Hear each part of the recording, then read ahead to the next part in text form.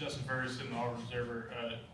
Joel, Alex was in here just a moment ago talking about how big the running game is in y'all's offense, and just you guys went out and got several, top running backs out of the portal. What was the importance of getting that kind of depth and utilizing it on game days? Yeah, I think it all starts with Jeremiah Cobb. He was here. He's played here. He was really productive a year ago, and behind him, there's not a ton of just experience and proven, production. So you got to have depth at that position, regardless of what offense that you play in. And the way that we play, with the tempo, there's got to be guys that are ready to be fresh, at all times. And it's what we start by, that's where our offense starts, is running the rock and being physical. And those guys are, inherently going to get banged up and nicked up, as the year goes on, and you got to have guys that are ready to go in there and play. But just building some support around Jeremiah will be huge, moving forward. He's proven that he can play at a really high level, and he's going to have to do that and improve, and get better for us as we move forward. But to add some of the guys in that room, there's a bunch of them right now, and it'll be fun to get into February and get into spring practice and kind of see. Got to get some of those guys healthy. Some of those guys are coming. The season wasn't too long ago, and it's that's a huge, that's who we are. Our identity is going to be to line up and be able to run the football. That's where everything starts. So getting those guys in, learning the system, and getting them out there on the field February, spring, summer, fall camp, before the season. This offense is a lot different, from what most of them are coming from. So we got to get these guys healthy, got to get them comfortable, and get them ready to go. But that's a room where we got to have depth. Jason, Peter, and then Bill. Joe, Jason, Auburn, undercover. Just talk the how important it is to have not only three of you guys coming on the offensive side, but Golish as well. That group of guys, and then bringing in players from USF to be able to kind of hit the ground running and get this thing started on the right foot. Yeah, I mean, it's hard to even quantify how much further ahead, that will be. It's a game changer to have coaches. Like the first time when we got to South Florida, obviously there was, everything was brand new. It was a brand new coaching staff.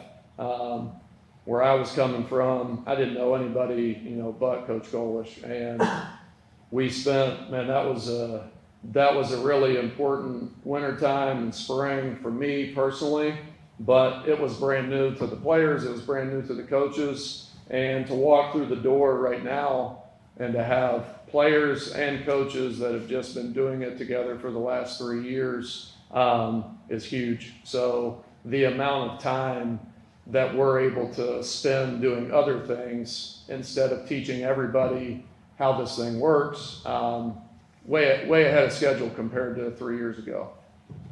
Peter. Peter Rodriguez, Vail.com. I guess kind of following up on that, Coach Cole was talking about play calling earlier, described it as kind of collective with you and the offensive staff. I guess when you have the relationship that you have with him and some of the other guys, how much easier is that? How does that kind of work from your perspective? Yeah, I mean, we've got an awesome staff, and that's one thing I'm really fired up about. The guys that came with us, Cody Burns, we've only had a chance to work together since this time last year, so that was really the new piece, on our staff a year ago. But man, he's been awesome. He was in this offense before, so that transition's kind of been, seamless. Tyler Hudanik, he's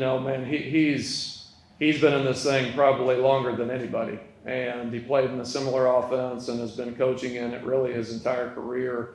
He's been incredible for me to learn from. They're all really good coaches, and then the two guys that we hired when we got here, they've been in this league. Coach Porter's been in this program. So to say that I'm, really excited that we were able to bring the guys, that we did with us, and we got a ton of guys off the field that were all coming from South Florida as well, which those guys are all going to be critical to our success in player development, teaching how this offense works, practice, game planning, all of that. But when you have a really good group of people that like working together, and that starts with the head coach. He spends a lot of time with us, and spent a ton of time 3 years ago teaching everybody in that room how this thing works. And he's been really successful in that role as a coordinator. It's fun. We have a great time. But in terms of, collaborating and play calling and doing all that, man, when there's times where we need to collaborate and figure out what the best thing to do is, I think we've got a great relationship, across the board. So we're blessed. We got really good people, that are coaching the guys here. Bill Cameron with the drive on ESPN 106.7 had to go out and get a complete new offensive line. Really, only 3 guys that were here returning. Just your thoughts on the ability to bring those guys in. Obviously, I would guess led by Cole from USL. Yeah, that was man, what a task. When you don't have anybody, you walk into a program and not one guy. There were some good players, on the offensive line a year ago. Not one of those guys is going to have a chance to be coming back. Kale, played some for a young guy, which was pretty incredible. But you got to rebuild a whole room. Essentially, man, to come in here in January and come to a new school, learn a new offense, meet new coaches, and start over. Kind of starting from scratch. To be able to bring the guys from South Florida will be huge. Cole Best really, what he did for us in the last year and a half at South Florida was you can't put you can't even tell anybody how important that guy was to just the culture, not just on offense, but the culture of that football team, specifically on offense, what he did with the leadership, with the offensive line, and then how he played on the field. We became a different team when he took over, at center. So to have him, and then you bring Skinner with him, those guys, and what they've got to do a great job of, and all the guys from South Florida, they've got to do a great job of leading, because they know what it looks like. They know what the schedule is. They know what the lifting is going to be. They know how we practice. And these guys got to be great leaders for us. But to say that we've got those 2 guys to be able to, be in front of an offensive line group that's really everybody else is kind of starting from zero, man, it's huge. Like you can't quantify how important that is, but man, we're going to be well ahead of where we would be if they weren't here, for sure. Let's go Nathan, Brian, Jared. Joe, Nathan King, Auburn Undercover. We've heard Coach Goles talk a few times about Byron Brown and what he brings as a player, but for you, having been his position coach for a few years and having had a close relationship with him, what's your outlook on what has made him so successful over the years, and how excited are you to be able to coach him another year here at Auburn? Yeah. The way that it's all worked out is, no one would have ever guessed that this was going to be in the cards. So it's a really special, opportunity for myself, for him to be together, for one more year. But he's just when you guys get a chance to meet him, he's a great human being, number one. And from the time we got to Tampa, he was already there. He played a little bit right on the tail end of that true freshman year that he had. And, he was young. He's young for his grade as it is. And there was a lot of maturing and growing to do in a lot of ways, on the field, off the field, just growing as a leader. But what he's been from day one is he's been the same guy every single day. His process in terms of what he brings to the building as a worker, whether it's the weight room, whether it's meeting about football, whether it's on the field, whatever it is, he's infectious, and the coaches feel that energy, the players feel that energy. And I think what happened over the course of time, in the last 3 years, and he got hurt, the second year we were there, and that was that was a big blow, to the program. Not just that the quarterback he's not out there playing anymore, just people feed off of him, you know, and I think where he started his career when we weren't there, and then, man, we didn't think he was going to be the starting quarterback when we started fall camp that first year, and the guy that was supposed to be the guy, man, he was coming off an injury, wasn't ready to go yet, and Byron had earned the opportunity to be the 2 at that point, and he was the next guy in. And all he did was take it and run. You know, he didn't look back at all. There was never a doubt in our mind if it was going to be anybody else. And he just got so much better and so much more confident on the field as we went. But that very first game, when we realized it was real football, like we hadn't seen this guy get tackled, we hadn't seen him play in a real football game. He's tough as nails, you know, and he's full of grit. He's a great competitor. And I think that Byron Brown just kind of inspired that football program to rally around him. And he's going to do the same thing here. So we're fired up, you know, to be, you know, together at another place and to be able to do it right here, man. I don't think you could write it up any better. Go Brian, Jerry, and then Mike to wrap us up.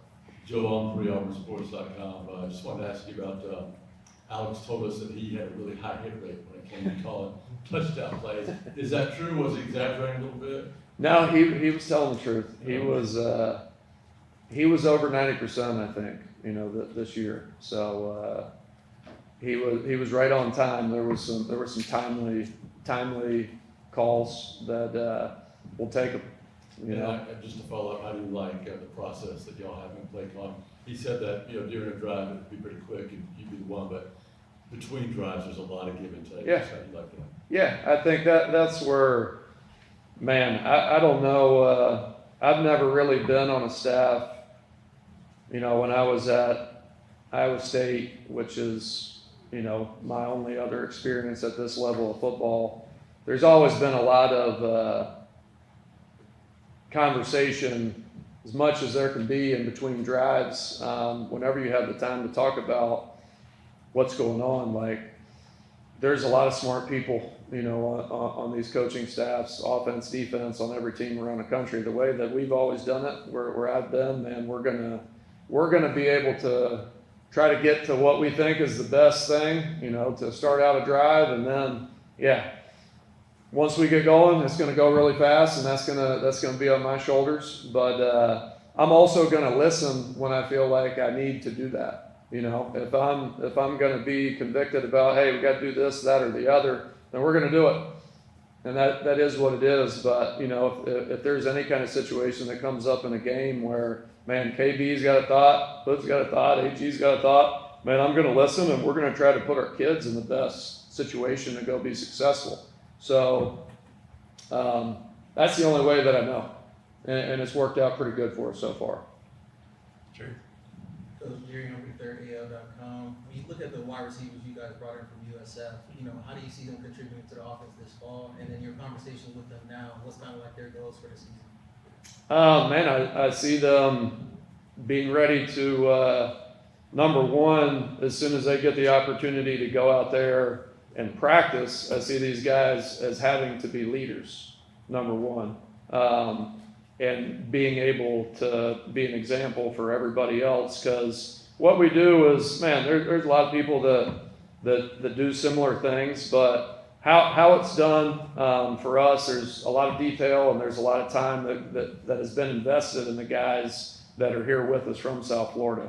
So the first expectation is these guys go out here and, you know, all these guys, man, I can't say enough, just seeing them in the weight room a little bit, like these guys are working really hard, but man, these guys that know how this offense works are going to have to lead and compete. And if those are the guys that wind up being the guys on Saturday in the fall, man, we expect them to go produce, you know, just like they did a year ago for us. And, you know, a lot of those guys were young. You know, we played true freshmen all over the place. There's 2 guys that played in the very first game against Boise, and that's a little bit, at least in my experience at this level, a little bit unheard of. You know, you're a little hesitant to throw one of those guys out there unless you really, really trust them, and there hasn't been that many guys in my experience that's been the case with. but we played 2 of them in the very first game. And there were some freshman things that happened, to be expected. But then the very next week, one of them's got 7 or 8 catches, against Florida, as a true freshman on a pretty big stage. So I think that's a credit to Coach Burns. Like, these guys came in the door and they're pretty intelligent dudes. They learn fast. And when it got to the season, we trust them.